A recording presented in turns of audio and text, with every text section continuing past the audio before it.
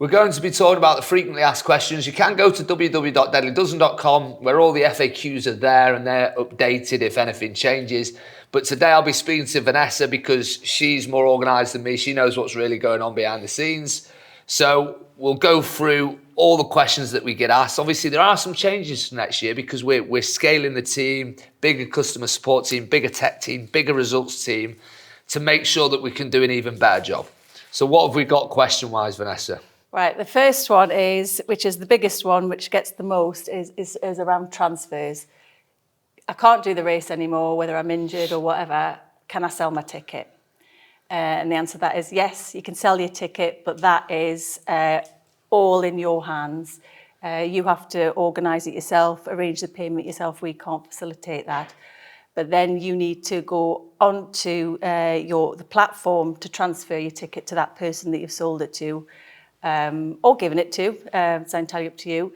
And that again, that is all in your hands. Every individual can do that, but you do it on the platform, on the Nuco platform, direct from your... So it's our register. Yeah. When you register, you get an email, you've got a dashboard. You can go to that dashboard and literally, and we'll show this on the screen, you can literally just click on and it'll give you all the instructions you need to transfer the ticket. So transfers are free. And at any time, if you decide you can't do the event, you can give it or sell it to a friend or whoever it may be. We do have Facebook groups, ticket sale groups. You go on, you literally put in the new email and whatnot. It's pretty simple like that. It's very simple. And it just transfers across. So keep that email safe. When you register and sign up for the race, that initial email you get, that is essentially your ticket and it's got your link to your dashboard. You need to keep that. Yeah. Keep that safe. So we want it to be self-efficient, essentially. Obviously, if you do struggle with anything, you can email customer support. We are scaling that. Just be aware that as Deadly Dozen grows internationally, over 22 countries already, we're getting hundreds and hundreds of emails daily. So that's why it might take a day or two for us to get back to you. That's why we've developed these systems. Our tech team have worked really hard to make sure it's self-sufficient. So you can literally go into that confirmation email and transfer your ticket anytime. It's very simple as well. As soon as you click on the dashboard, if you do it on your phone, the first thing that shows up at the top of the screen is transfers. We've put the transfer section right at the top, so that's the first thing that you see. And all you need to do is type in the email of the person that you're sending it to. Once you've put the email in, the little red button saying transfer my registration comes up and you just press it. And at any time, there's a little arrow you can press to resend it.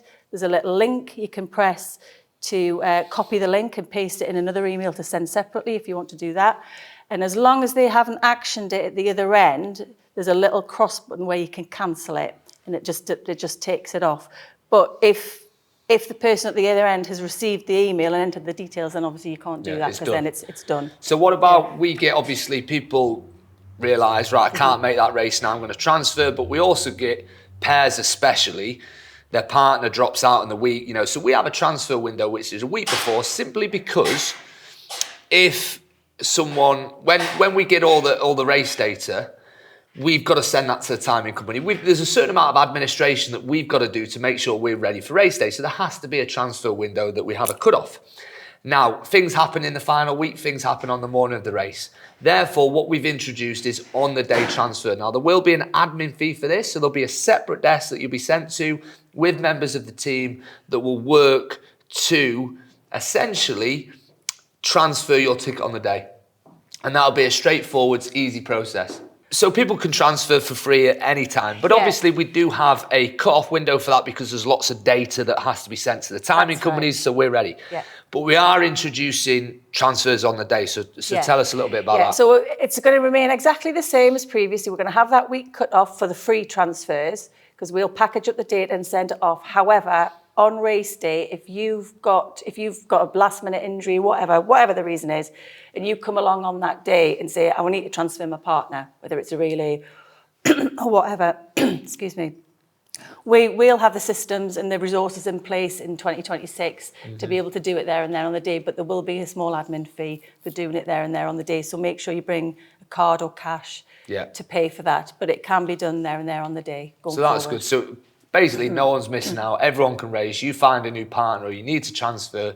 So you can obviously transfer on the day within your category. What happens if someone turns up as a pair and they've not got their partner and they want to race solo. So essentially changing categories. Well, they can still race. We don't stop them from racing, but they'll obviously race within the pairs category. All the solos will have been done, the podium's been done, but they can still race. It just means it'll fall within the pairs category. So essentially, because what happens on race day is the solos race between 9 and 12. We do podiums at 1. So once the podiums have been done, that pair can race as a solo, but it won't be classed as a solo because obviously it could trump the podiums and that would have a knock-on effect on the race. Yeah. But essentially, you can race in a different category, but it won't be an official race within that category because of the podium situation. Yeah. Final thing for transfers is you've got transfers, which is transferring your ticket from yourself to another individual. Now, what we class as a deferral is you transferring your space on the June 1st race to the July 1st race. Do we allow deferrals? We don't. We have a no refund and no deferral policy. Our races so far have all sold out.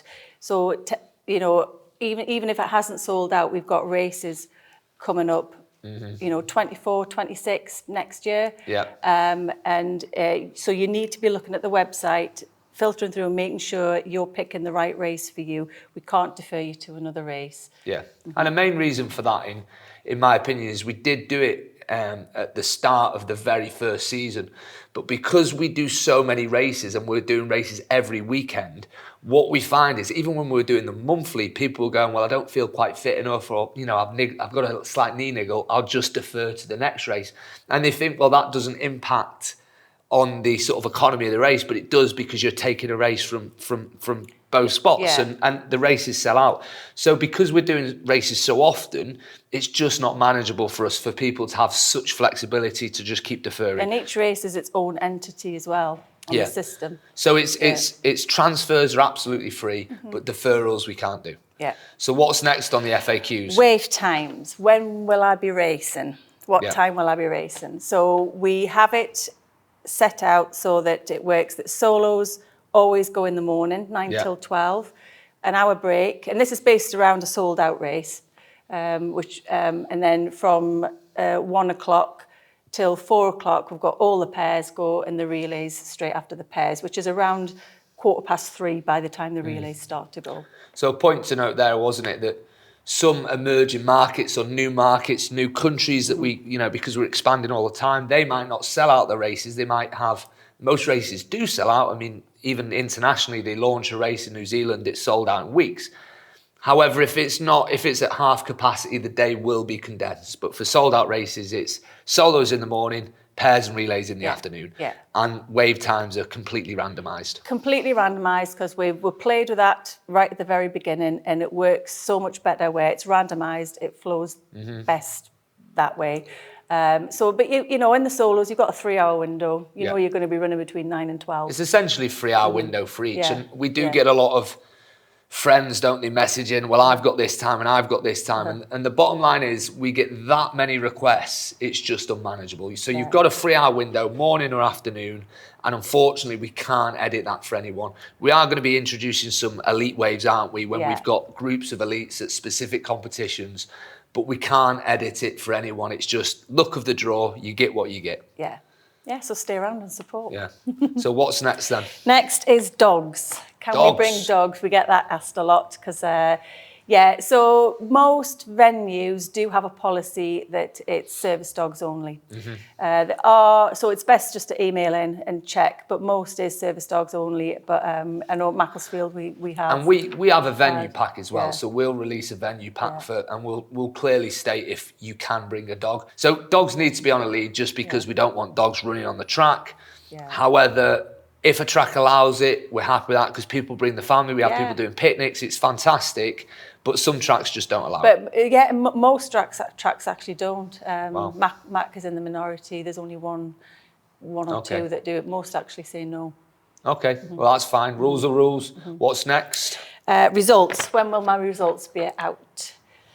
So on the day, on race day, there'll be a live link on the website, so check that, and that's updated live. You'll see it. You can literally, we work with different companies, timing companies around the world, but in general there'll be a live results link, and you can actually click on that and see people complete the labours. So it's a live results link. There might be a little bit of lag, but it's there live. And then what happens with that data following the race? Then once that's done following the race, within 24 hours in the UK track, give or take a little bit depending on the country, but within 24 hours essentially, it all gets uploaded to the global leaderboard.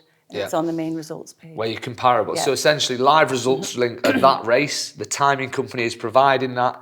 The global leaderboards is where we upload all the data to our leaderboards, and you're comparable to every other race in the world. And why we've said a few times, depending on the countries, obviously we've got emerging markets, new countries setting up, and we'll talk about this when it comes to photography, that in the UK now, we can get the photos out incredibly fast. In other countries, it's not as fast because they're developing their photography teams. We've got a full media team in the UK, essentially. So, we're building into these markets. Okay, so that leads into the next question we'll get a lot of, is when my photos will be out. Again, that's within 24 to 48 hours. They're free, and they're on the website, and you can search for them by facial recognition. So it's really good, really quick. And within 48 hours after the race as well, participants are sent an email with the links to the results and their photos on the website. And they're remaining free.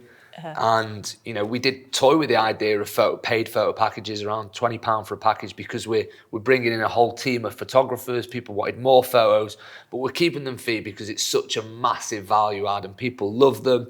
And we're also spending a huge amount of resources into the leaderboards. So there's all the analytics. People will be blown away by the leaderboards, and all of that is going to be free. It's not going to be a paid add-on for photos or a paid add-on for all these analytics that we're giving. We want these to be value add. Everything you get in for free.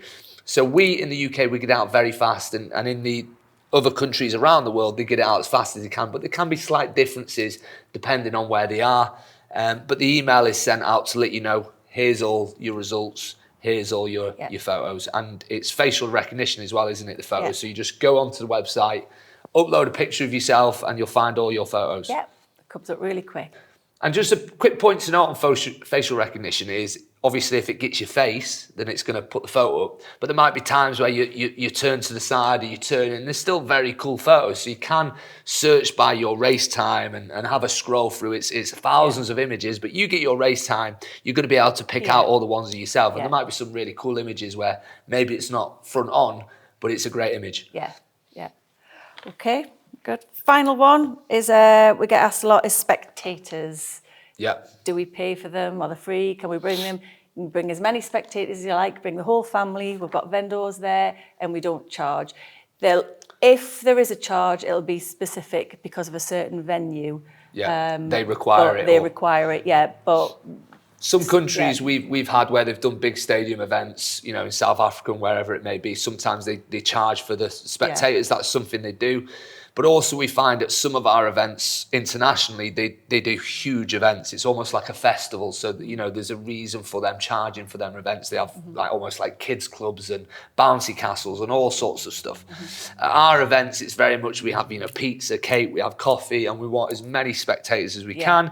That's going to remain free. We were going to charge actually for the championship races because we're at Crystal Palace and we're at Alexander Stadium, and obviously it'd be a huge revenue stream which will help with prize money. We're giving hundreds of thousands of pounds next year in prize money. We want people in there. But we want people there because it's Deadly Dozen is a great fitness race to watch, and we want hopefully thousands and thousands of people watching the Deadly Dozen. And as you said before, you can see the whole thing. It's not just sections of it, and so we want people to stay and watch. Don't want people.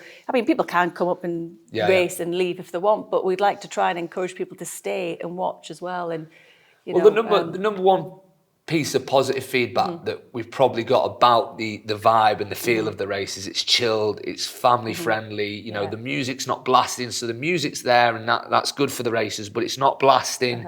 It's not overly busy. It's almost like I've said before, it's like the 400-metre runs, that Goldilocks zone, and it's almost like that as an event. You've got a few key food and beverage vendors, and you've got family, friends at venues where you can bring dogs, It's incredibly relaxed. But the overarching sort of principles of what we're trying to put across here is we're just trying to improve every area. Yeah. And we've got the frequently asked questions on the website, www.deadlydozen.com.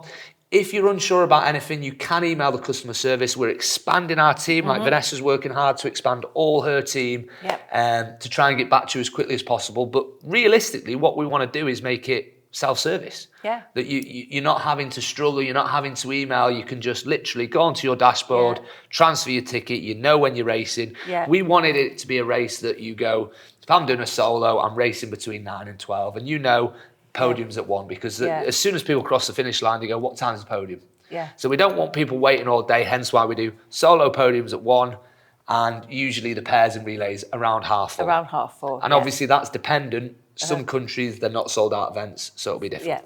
Yeah.